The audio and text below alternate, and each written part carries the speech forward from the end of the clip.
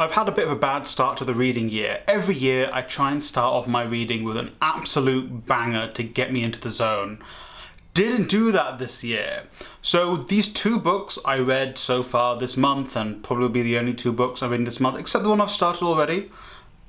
I'll be honest, they're not necessarily bad books, they're just not for me. So I'm still going to link them down below to bookshop.org where you can pick them up and, you know, get a little bit more money for a local bookstore if you buy through them, or get them from your local library.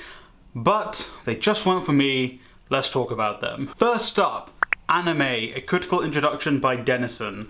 Look, this book, if you are in film school, if you are doing a degree in something related to film or Japanese culture, then, you know what, this would be great for you.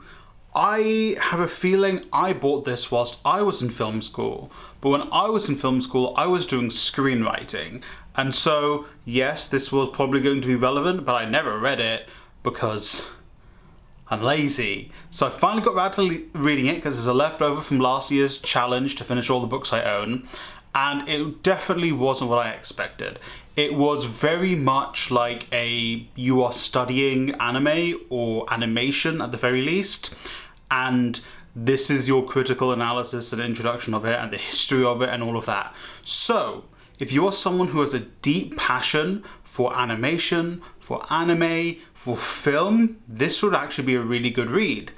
Just for me and the mind frame I'm in, I don't really think I have the cognitive ability to be reading something like this in the mindset I'm in at the moment, and frankly, for the knowledge about anime that I'm seeking at the moment. Maybe somewhere down the line this would be something more interesting for me, or maybe the years ago when I was in film school when I initially purchased this book, this would have been more up my alley. Unfortunately, it just wasn't for me right now, but like I said, if you're someone who's studying anime or animation, this is actually maybe a very good read for you, and you know, I would encourage you to pick this up. Also film studies, of course. So if that's the case, maybe this would be a great book for you, but for me, it's a na-na, unfortunately. Next up, The Lives of Others. I really wanted to like this. Even when I was reading it, I really wanted it to be like, oh, okay, this is it. This was gifted to me when I was like 18 years old by a school teacher who was leaving the school at the same time as we were leaving school, my English teacher. I got a feeling they only bought it for me because I'm brown and it's got brown people in it. Although I did, you know, I was reading stuff like Ishiguro at the time, and I was reading Achibi, and there's a lot of family dynamic stuff at that point of time too. So maybe, you know, the family stuff, and maybe I was already showing, you know, my communist roots at 18 years old and I didn't know it. So, the long story short, this book is split into two narratives. It follows one family, basically jumping back and forth from the 1910s, 1920s, 1940s, and the 1960s into 70s in Kolkata in India, so West Bengal. So, I feel like half of the narrative really interesting to me, and this isn't a spoiler because it happens within like the first chapter of the book. One of the characters becomes a Naxalite. Naxalites are a Maoist group movement in India. You can get more information about that in somewhere here. I should really find a source for that. But one of the characters goes off to become a Naxalite, and he's basically writing his diary. That's half the narrative. The other half of the narrative is his family back home, who are a bourgeois family in India, and just the family dynamics and stuff like that. And it just felt like for the majority of the book, these could have been two very separate, great narratives. And the thing is, they don't really weave together very well.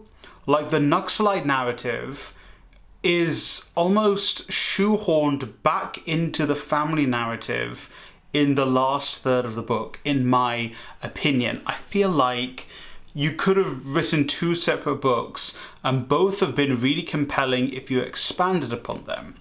The family drama stuff, I don't know if it's simply like I am so used to South Asian stories being about family drama and, you know, being South Asian, already knowing family drama exists, nothing can surprise me. Well, actually something did surprise me in this book, and there's a trigger warning I'm going to put here.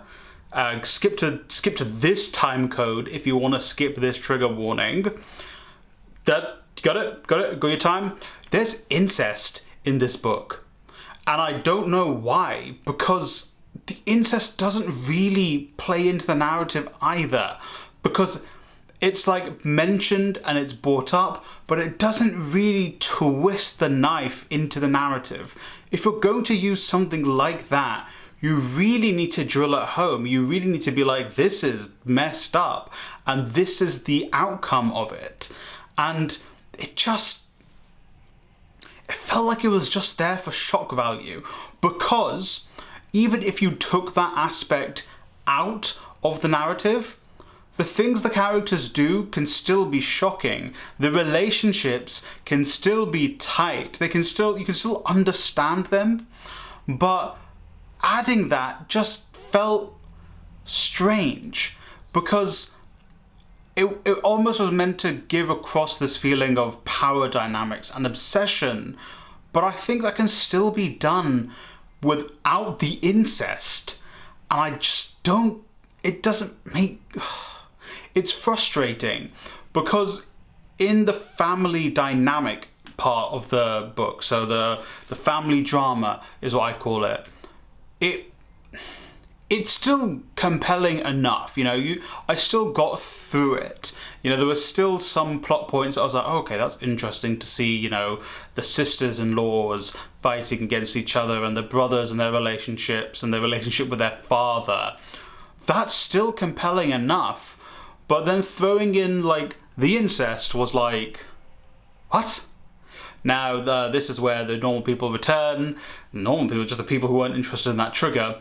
Anyway, basically what I was saying was there was a certain thing used in this book which was not needed, because the family drama was acceptable enough and could have been expanded on further without this aspect in the book, and it still would have been good.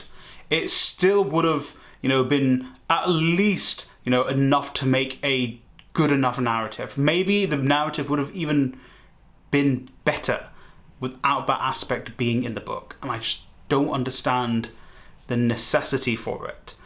Maybe I would have to reread it, maybe I'd have to go off and read interviews with the author, but I'll be honest, the Naxalite half of this book I was actually interested in. I wish that was, you know, more detailed, it went further. The family drama I was less interested in. It got a little bit more interesting in the second half, but even then there were plot points thrown in that didn't really relate too much to the story. Like they fit in enough so that, you know, the characters reacted to it, the I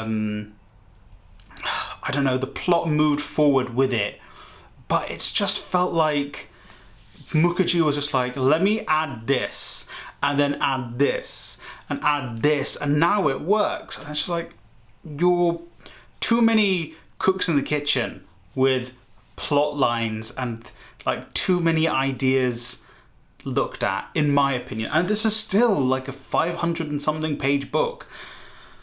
So I don't know, for me I just couldn't get into it, which was a shame because it's such a long book and it was a gift. So I don't know, unfortunately just not for me, you know. And if you're someone who sticks through the trigger warning section, maybe you can see past that, but I just was like, unnecessary for me. Hey. For me, impossible. But actually, let's bring some levity to the situation. Let's talk about how to blow up a pipeline.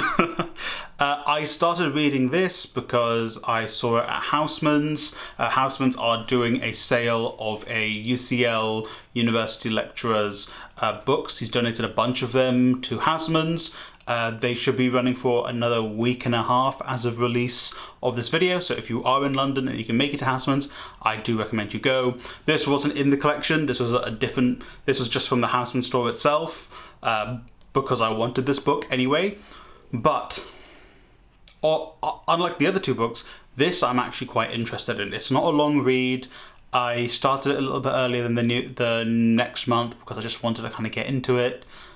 It's interesting, and I'm not too far into it. I started it yesterday, so I'm not very far into it. But what I've read thus far, it's quite interesting, and I'm looking forward to see what, you know, Andreas Malm's thoughts are on kind of, you know, doing more volatile direct action is the best way I can describe it. So even though there's the two books I didn't really feel at the beginning of the year, this book, however, I feel like is a little bit more up my alley and hopefully will keep me on the trajectory into February. So that's been my unfortunately bad start to the reading year. Let me know in the comments down below what you've read so far in January. Has it been a good start to your reading year thus far? Yeah, I just feel like these books, maybe other people would appreciate them more than me, so I don't want to say just avoid these books. Look into them, maybe kind of get a grasp of it, and maybe see if they actually, you know, are more up your alley than for me. But unfortunately, it's not been the greatest start. I'm hoping it improves going into February. So thank you for watching. I want to shout out to my members. Members get extra content, they get a shout out at the end of my videos, they get to decide and help decide what videos I make, they get special emojis, and they get special badges. It's quite cool. If you're interested in becoming a member, it's £2 a month. You can click below this video or on my channel. If you're not interested in that, you get to this point in the video, it's still great and I highly appreciate it. Thank you for watching, and I hope you read a great book today. I'm pretty sure I'm getting sick, so